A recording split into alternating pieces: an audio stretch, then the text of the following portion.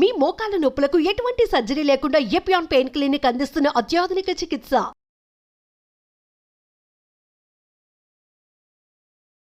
Welcome to Suman TV. ప్రస్తుతం మనతో పాటు ఉన్నారు pulse balancing specialist doctor L Uma Venkatesh గారు. వారితో మాట్లాడదాం. సాధారణంగా అందరూ చాలా వరకు బరువు తగ్గాలి అనుకుంటారు, ప్రతి ఒక్కరూ ప్రయత్నిస్తూ ఉన్నారు. మరి ఈ విధానంలో స్టెప్ బై స్టెప్ ఏ విధంగా బరువు తగ్గొచ్చు, అసలు ఏంటి వీరి కాన్సెప్ట్, ఆ వివరాలన్నీ కూడా తెలియజేయడానికి మేడం అయితే సిద్ధంగా ఉన్నారు. మాట్లాడేద్దాం. మేడం నమస్తే. మేడం నమస్తే. మేడం, పల్స్ బ్యాలెన్సింగ్ వే అంటే ఏంటి? ఈ పద్ధతి ద్వారా బరువుని తగ్గొచ్చు అంటారా? తగ్గితే గనక ఫాస్ట్ గా తగ్గొచ్చు అంటారా? స్టెప్ బై స్టెప్ చెప్తారా? ఆహారాన్ని మితంగా తినండి అంటారా? ఎక్సర్సైజ్ ఇంపార్టెంట్ అంటారా? ఏ విధంగా బరువుని తగ్గించుకోవచ్చు ఈ పద్ధతి ద్వారా అంటారు పల్స్ బ్యాలెన్సింగ్ వేలో?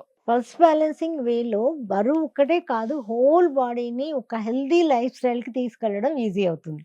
అన్ని ఎలాంటి అయినా 4448 ప్రాబ్లమ్స్ 4448 ప్రాబ్లమ్స్ కాబట్టి దాంట్లో టాప్ మోస్ట్ మేము కోరుకునేది బరువు తగ్గాలి అనుకుంటాం. వాటితో పాటు మిగతా అన్ని కూడా అందరూ అనుకుంటారు. అన్ని కూడా ఇప్పుడు ఒకటి తీసుకుంటే మిగతా అన్ని బోనసెస్ అన్నమాట. ఓహో, ఇప్పుడు వెయిట్ ఉన్నారు, షుగర్ ఉంది, థైరాయిడ్ ఉంది, బీపీ ఉంది అంటే వెయిట్ తగ్గుతూ షుగర్ తగ్గుతుంది, థైరాయిడ్ తగ్గుతుంది, బీపీ ఎన్ని ఉన్నా ప్రాబ్లమ్స్. ఎందుకంటే 4448 ప్రాబ్లమ్స్ కి కూడా మనకు ఉన్నది ఏంటి, ఓన్లీ 5 ఎలిమెంట్స్ యొక్క ఇంబ్యాలెన్సెస్. 5 ఎలిమెంట్స్ యొక్క ఇంబ్యాలెన్స్. ఆ 5 ఎలిమెంట్స్ ఏంటి madam?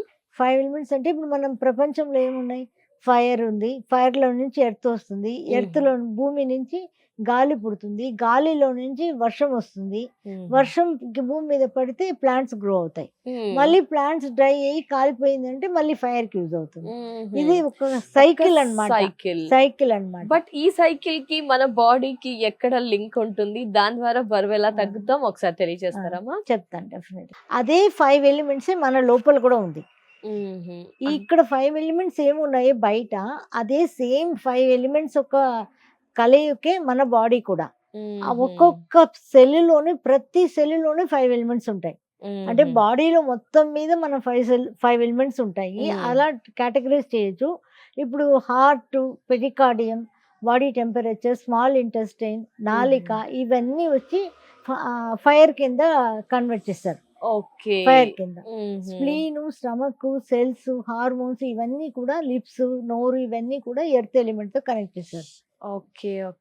Lungs, large intestine, nail, nose ఇవన్నీ కూడా ఎయిర్ ఎలిమెంట్ తో కనెక్ట్ చేస్తారు. Kidney, urinary bladder, reproductive organs, bones, మొత్తం బోన్స్ తల నుంచి కాలు దాకా మొత్తం బోన్స్ సిస్టమ్ బాగుండాలి అంటే వాటర్ ఎనర్జీ.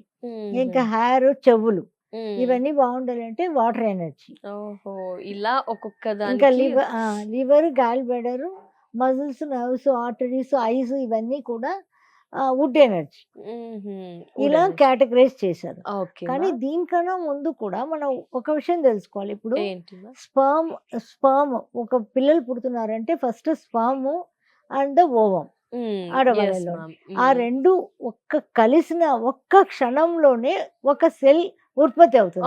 అక్కడ ఒక ఎగ్ ఉత్పత్తి ఒక సెల్ ఉత్పత్తి అవుతుంది. ఆ సెల్ మల్టిప్లై చేసుకుని ఒక ముద్దలాగా మాస్ వస్తుంది ఫస్ట్. అందుకే 1.5 month దాకా కొంచెం జాగ్రత్తగా ఉండండి, అబార్షన్ అయిపోకుండా అంటారు కదా. అలా ముద్దలాగా ఒక మాస్ లాగా ఏర్పడుతుంది. అప్పుడు తర్వాత 6th week లోనే సోల్ ఎంటర్ అవుతుంది. సోల్ ఎంటర్ అయినాక సోల్ ఏం చేస్తుంది, సోల్ ఎలా వస్తుంది, అందరికీ కూడా ఆ సోలే అమ్మ నాన్న డిసైడ్ చేసుకుంటుంది. తల్లిదండ్రులు ఏంటంటే మనకు బిడ్డ కావాలి అనుకుంటారు, అంతవరకే తల్లిదండ్రులకి. పిల్లలు వాళ్ళ కర్మని ఫినిష్ చేసుకోవడానికి తల్లిదండ్రుని చూస్ చేసుకుంటారు. అందుకే మనం పుట్టాం అన్నమాట. ఇప్పుడు ఆ సోల్ 6th week ఎంటర్ అయ్యాక కళ్ళు, ముక్కులు అన్ని ప్రతిదీ కూడా ఆ సోలే డిజైన్ చేసుకుంటుంది. ముద్దగా మాస్ ఫామ్ అయింది కదా, అక్కడి నుంచి ఆ సోల్ డిజైన్ చేసుకుంటుంది. ఇది ఎంతమందికి ఇవన్నీ అర్థం అవుతాయి అని నాకు తెలియట్లేదు, కానీ చెప్పాల్సిన బాధ్యత మనకు ఉంది.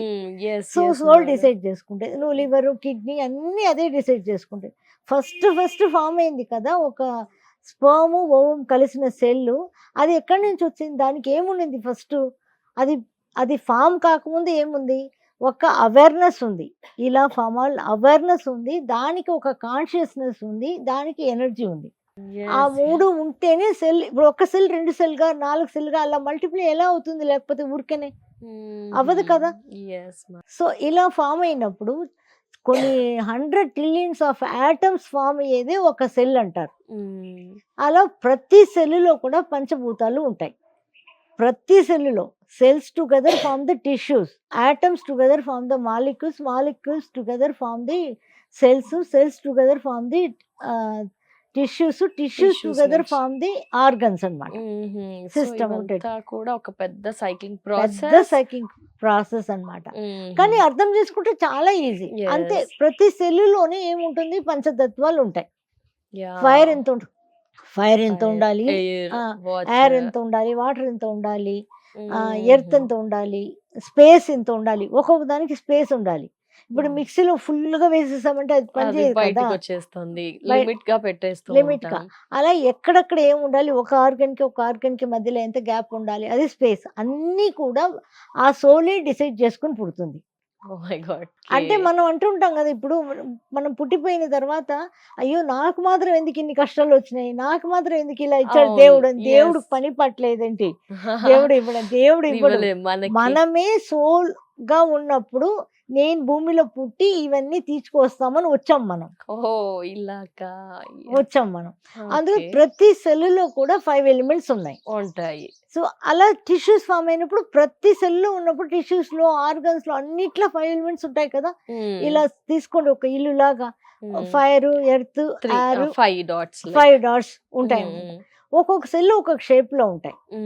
సో అన్ని సెల్స్ అలా ఉన్నప్పుడు అందులో హెచ్చు తక్కువలు ఎలా అవుతాయి అని అంటే మన హార్మోన్స్ వల్ల కావచ్చు, మన క్యారెక్టర్ వల్ల కావచ్చు, మన తిండి ఫుడ్ వల్ల కావచ్చు, లేకపోతే అమ్మా నాన్న పుట్టుకతోనే అలా కూడా సోల్ ఒక డెసిషన్ కూడా కావచ్చు, ఏదైనా కావచ్చు. అక్కడ 5 ఎలిమెంట్స్ ఇంబ్యాలెన్సెస్ వచ్చేస్తాయి.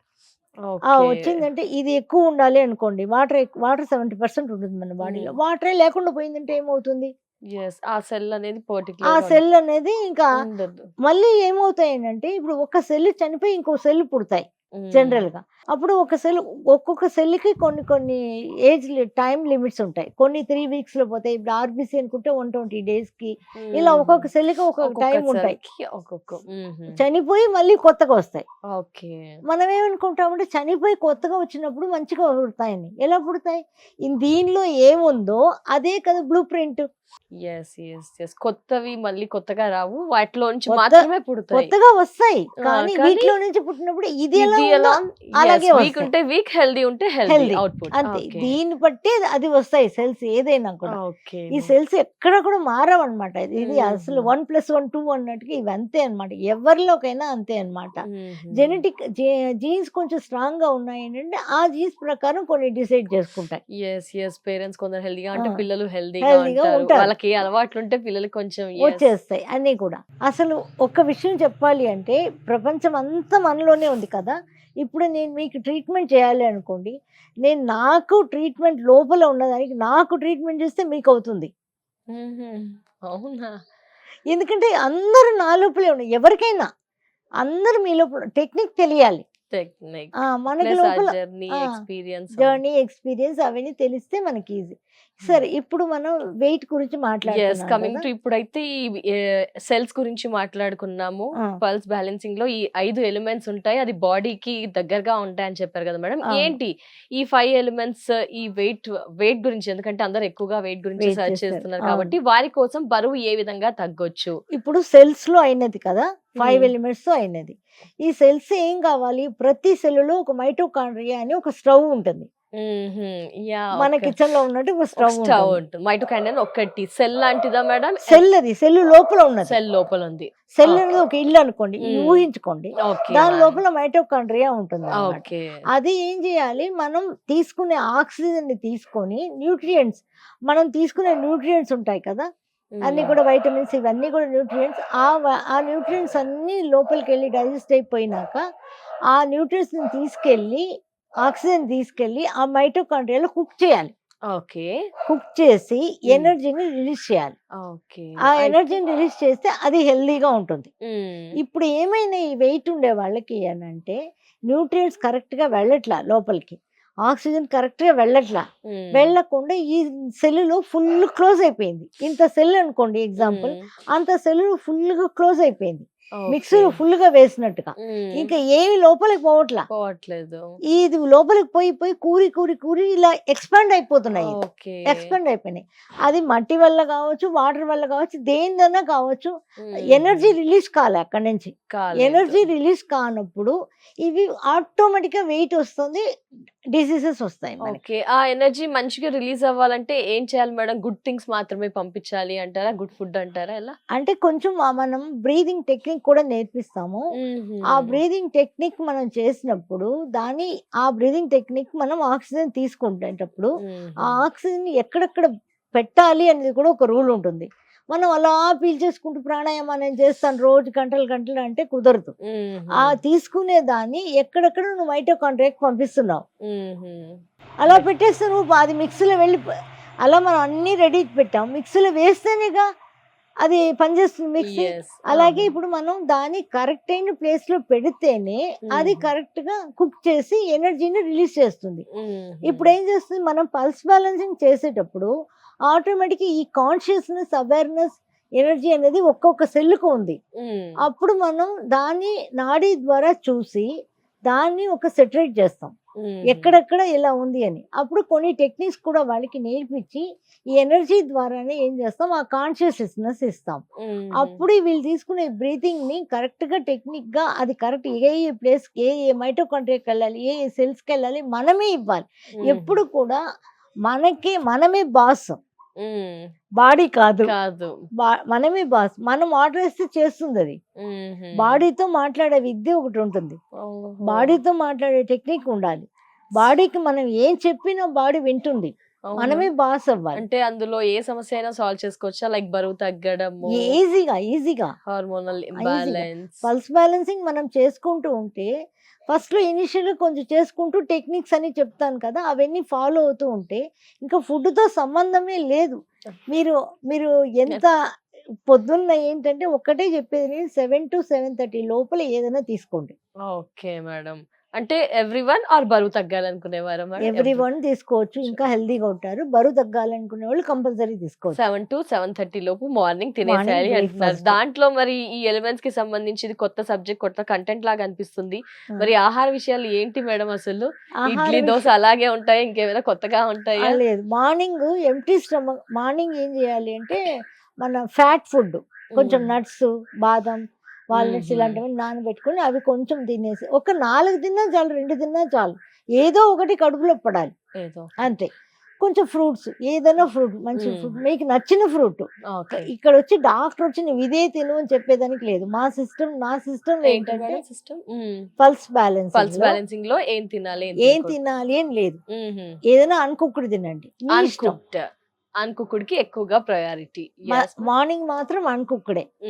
తర్వాత 7:30 నుంచి 11 దాకా ఏం తినకూడదు. 30 to 11 ఏం తినొద్దు. సో ఆ 11 దాటినాక మళ్ళీ మీరు ఏమైనా తినచ్చు. ఒకవేళ డైరెక్ట్ గా భోజనానికి వెళ్ళిపోవచ్చు, లేదంటే మళ్ళీ జ్యూస్, ఏదైనా ఫ్రూట్, వెజిటబుల్స్ అలా తినొచ్చు.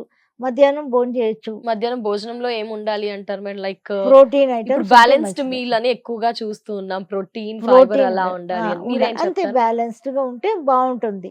లేకపోతే నాకు ఏది కుదరలేదు, నాకు ఇష్టం వచ్చింది నేను తిన్నానన్నా కూడా బాగా నవలి తినాలి. బాగా నమలడం. మార్నింగ్ 7 to 7:30 అన్కుక్డ్ ఫుడ్ కి ప్రయారిటీ ఇవ్వాలి. ఇంకా 7:30 to 11 ఏం తినకూడదు. ఓకే, ఎంటీగా వదిలేయాలి. ఎందుకు మేడం? ఆ టైంలో తినకపోవడం వల్ల ఏమైనా బాడీకి చర్య జరుగుతుందా? ఏం జరుగుతుంది ఆ టైంలో? 24 hours ఉన్నాయి కదా, ప్రతి 2 hours కి ఒక ఆర్గన్ కి నేచర్ నుంచి ఎనర్జీ వెళ్తూనే ఉంటుంది మన బాడీ లోపలికి. మనం ఏసీ రూమ్ లో ఉన్నా, ఎక్కడున్నా మన రూమ్ లోపలికి వెళ్తూనే ఉంటుంది మన బాడీ లోపలికి. ఎగ్జాంపుల్ ఇప్పుడు 3 to 5 అంటే లంగ్స్ కి ఎనర్జీ వెళ్తుంది, అందుకే ప్రాణాయామ ఆ టైంలో చేయమంటారు. ఓకే, అంటే రోజు కూడా పర్టికులర్ గా ఆ టైం కి అవే అంతే ఫిక్స్డ్ అన్నమాట.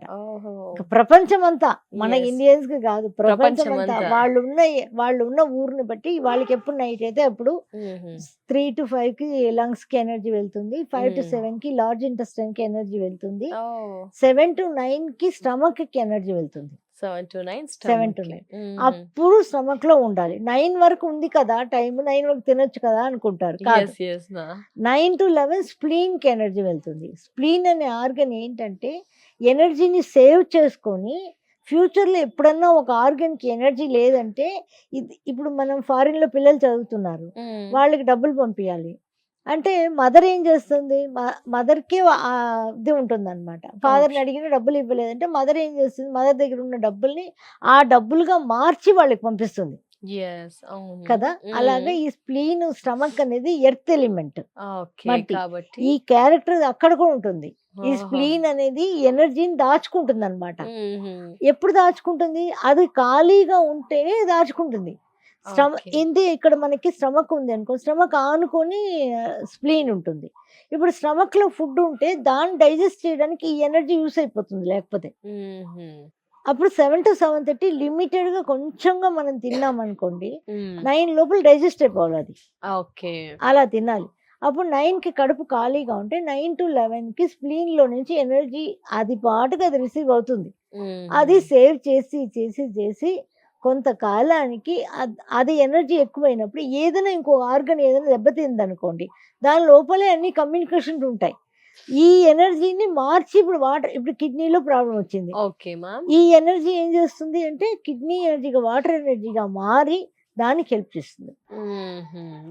బాడీలో మనకే కోఆపరేషన్ ఉండదు, బాడీలో ప్రతి ఆర్గన్ కి కోఆపరేషన్ ఉంటుంది. మ్యూచువల్ అండర్స్టాండింగ్ చాలా ఉంటాయి. అందువల్ల మనం స్ప్లీన్ ఎనర్జీ స్టోర్ చేయాలి. కాబట్టి 9 to 11 ఏం తినకూడదు. 11 తర్వాత ఇంక మీ ఇష్టం. మధ్యాహ్నం మీరు ప్రోటీన్ డైట్, మళ్ళీ నైట్ కూడా ఫైబర్ డైట్. బ్యాలెన్స్డ్ గా ఉండింది అనుకోండి. నేను ఏం తినలేకపోతున్నాను, ఇప్పుడు వెజిటబుల్ తినలేను, నేను ఇడ్లీ కావాలి, దోశ కావాలి, తినండి, ఏం ప్రాబ్లం లేదు. బాగా నవలి తినండి, మీకే అర్థమవుతుంది. 4 ఇడ్లీలు తినే వాళ్ళకి నెమ్మదిగా నవలి, ఇంకా ఏం టీవీ చూడకూడదు, ఫోన్ చూడకూడదు, టీవీ చూడకూడదు, ఫోన్ చూడకూడదు. ఎందుకంటే బాడీలో ఎంజైమ్స్ ఇవన్నీ సెక్రెట్ అవ్వడానికి, డైజెస్టివ్ ఎంజైమ్స్ సెక్రెట్ అవ్వడానికి మనం ఆ ఫుడ్ మీద కాన్సన్ట్రేట్ చేసి తింటేనే అవి సెక్రెట్ అవుతాయి. మనం టీవీయో మొబైల్ చూస్తుంటే అక్కడ ఏం చూస్తున్నామో అలాంటి ఎంజైమ్స్ సెక్రెట్ అవుతాయి. ఇలా కూడా లింక్ ఉంటుంది. అదే, ఎందుకంటే టీవీ చూస్తే ఎక్కువ తినేస్తున్నారు పిల్లలు, చెబ్బి అయిపోతున్నారు అని వింటూ ఉన్నాము. టీవీ చూడకూడదు, సో మేబీ లింక్ ఉండొచ్చు. అన్నం తినే ఆ టైం మనం చూడకుండా ఉంటే చాలు. ఫస్ట్ టీవీ చూడండి అని చెప్పట్లేదు నేను, ఆ టైంలో తినేటప్పుడు తిండి మీద మాత్రం ఫోకస్ చేస్తూ బాగా నమిలి తినాలి. నవిలేది ఎలా అంటే అన్నంని డ్రింక్ చేయాలి, వాటర్ని తినాలి అంటారు. వాటర్ని స్లోగా తినాలి. అలా అంటే తినాలి అంటే నెమ్మదిగా మింగాలి, chew చేస్తూ ఇది చేయాలి. మనం ఫుడ్ని డ్రింక్ చేయాలంటే ఎట్లా, ఫుడ్ ని నవ్వులుతేనే డ్రింక్ చేయడం, లిక్విడ్ లాగా అయినప్పుడు డ్రింక్ చేయడం ఈజీ అవుతుంది. సో మొత్తంగా తినొచ్చు, కానీ తినే పద్ధతులు అండ్ క్లైమేట్ కి, ఎలిమెంట్స్ కి ఒకసారి ఒక అండర్స్టాండింగ్ వచ్చాక డెఫినెట్ గా వాటిని ఫాలో అవుతాయి కనుక వెయిట్ అయితే తగ్గుతాయి. తగ్గారా మేడం? చాలా మంది మీ దగ్గర చాలా మంది వెయిట్ తగ్గారమ్మా. ఎంత టైం పడుతుంది మేడం ఇలా అంతా అంటే వాళ్ళ బాడీని కంట్రోల్ చేసుకోవడం అంటే ఎంత టైం పడుతుంది మేడం? అంటే కాదమ్మా, అలా కాదు. ఇప్పుడు మన ఐసీయూలో పేషెంట్స్ ఉన్నా కూడా కొంతమంది మందులు బాడీ మీద పనిచేయలేదు అని చెప్తారు. అంటే మందు గొప్పదా, బాడీ గొప్పదా? అక్కడ మందు గొప్పదా, బాడీ గొప్పదా? మందులు పని చేయలేదు అంటే బాడీయే కదా గొప్పది. బాడీ మీద పని చేయట్లేదు కదా, ఆ మందు ఎంత పవర్ఫుల్ అయితే ఏ బాడీ మీదనే పని చేయాలి కదా, అవునా? ఎందుకు కొన్ని బాడీ మీద ఈ మందులు పని చేయట్లేదు అంటారు అంటే బాడీ గొప్పదే కదా. బాడీలోని అన్ని కెమికల్ ఫ్యాక్టరీ ఉంది, అవన్నీ మనం బయట తీసుకొచ్చి మనం దీన్ని పల్స్ బ్యాలెన్సింగ్ ద్వారా డెఫినెట్ గా మనం కంప్లీట్ గా సెల్స్ లో పూడుకుపోయింది కదా కార్బన్ డైఆక్సైడ్ అన్ని కూడా, దాన్నంతా రిమూవ్ చేసి దానంతా కుక్ చేయించి ఎనర్జీగా మార్చి బాడీకి ఎనర్జీని ఇచ్చి, సో కొంచెం దాన్ని ఖాళీ మిక్సీ లాగా చేస్తాం ప్రతి సెల్ ని. చేసినప్పుడు ఆటోమేటిక్ గా అవి షింక్ అవ్వడం మొదలు పెడితే హెల్దీగా షింక్ అవుతాయి. ఇక్కడ ఏంటంటే నేను చెప్పేది డైట్ లో కానీ దీనిలో కానీ హెల్దీగా సన్నబడతారు. మెయిన్ అంటే మళ్ళీ వెయిట్ పుట్ ఆన్ అవ్వకుండా చాలా హెల్దీగా, ఇంకా అయినారంటే ఇంకా అలాగే, ఇంకా వాళ్ళ హ్యాబిట్లు కూడా ఎలా ఉండాలి, ఇలాగే ఉండాలి. తినడం స్లోగా తినాలి, ఇవన్నీ కూడా ఇలాగే ఫాలో అవుతూ వచ్చారంటే వాళ్ళ జీవితకాలం ఇలాగే ఉంటారు. నేను నా లైఫ్లో ఒక్కసారి 59 కేజీస్ వచ్చా. ప్రెగ్నెన్సీయా మ్యామ్? లేదు, ప్రెగ్నెన్సీ తర్వాత 59 కేజీస్ వచ్చాను. అప్పుడు ఇంకా నేను ఈ పద్ధతిని ఫాలో చేసి నేను 50కి వచ్చాను. ఈ రోజు కూడా నేను 50. Oh my God. అంతకు మించి నేను 50 తింటారా మేడం? బాగా తింటూ ఉంటారా అన్ని నచ్చిన ఫుడ్స్? ఏది నేను కాంప్రమైజ్ నాకు నచ్చింది ఏంటో తినేస్తాను. హెల్దీ యాక్టివ్ ఉన్నారు, బరువు కూడా లేదు. ఎస్. సో డెఫినెట్ గా మేడం ఇంకా తరచుగా మేము మిమ్మల్ని ఫాలో అవుతుంటే గనక ఇంకా సబ్జెక్ట్ బాగా ఎక్కి మా వ్యూయర్స్ అందరికి కూడా ఇంకా ఆ సబ్జెక్ట్ అనేది, ఎందుకంటే పస్తూ ఉంటారు చాలా మంది, ఇది పస్తూ ఇంతే ఉంటారు, తినాలి, నాలుకని అంతే తినాలి. చంపేసుకుంటూ ఉంటాము, జీవితం మీద కొన్నిసార్లు విసుగొస్తూ ఉంటుంది, కానీ అవును, కంట్రోల్ అవును. తప్పిపోయి మళ్ళీ వెయిట్ పుట్టాన్ ఇప్పుడు అవుతూ మనం ఉంటాం. బాగా నవలి తిన్నప్పుడు 4 ఇడ్లీ తినే వాళ్ళకి 2 ఇడ్లీ తింటే ఫుల్ అయిపోతుంది. ఇంకా నేను Yes, తినలేను, madam. నాకు Yeah, చాలు అదే. అనిపిస్తుంది. Definitely. అంటే అది కరెక్ట్ గా వెళ్తుంది కదా ప్రతిదీ కూడా మనం నవలి తినేటప్పుడు. కాబట్టి చాలు అనిపిస్తుంది అనమాట. మనమే వదిలేసుకోవాలి, కానీ ఎవరో చెప్పి నువ్వు 2 ఇడ్లీ తిను, ఏంటి ఇది జైలుకు వదిలాగా నాకైతే అలా ఇష్టం ఉండదు Yes, అనమాట. చూడ్డానికి పల్స్ బ్యాలెన్సింగ్ కొంచెం కష్టంగానే అనిపిస్తుంది, బట్ ఫాలో అవుతే గనక ఇష్టంగా చేస్తూ వెయిట్ చేస్తూ. లాస్ ఖచ్చితంగా అవ్వచ్చు అని మీ అవ్వచ్చు. మాటల ద్వారా అయితే తెలుస్తుంది మేడం. డెఫినెట్లీ తరచుగా మేమందరం కూడా ఫాలో అవడానికి ట్రై చేస్తాం. ఇంకా ముందు ముందు వెయిట్ లాస్ కోసం మనం ఎపిసోడ్స్ కూడా చేద్దాం మేడం, అలాగే. ఏంటి ఇంకా మంచి క్లారిటీ రావడానికి. Mm. Thank you so much madam, valuable information ఇచ్చినందుకు. Okay, నమస్తే. welcome.